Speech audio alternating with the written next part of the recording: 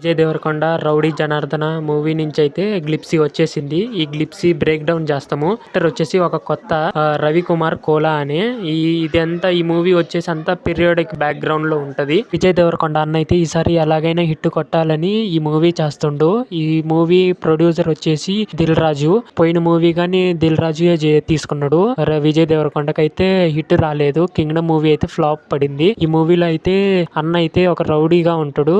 అతనికి పోటీయే ఉండదు. అలా ఉంటది ఈ మూవీ స్టోరీ అయితే. ఇంకా అన్న లుక్స్ అయితే అదిరిపోయినకి ఎప్పుడు చూడని లుక్స్ ఉంటాయి. ఆ నడిచేది ఆ లుక్స్ అయితే కట్టి పట్టుకోవడము, రక్తం కట్టి భుజం పైన పెట్టుకోవడము అదంతా అదిరిపోయింది.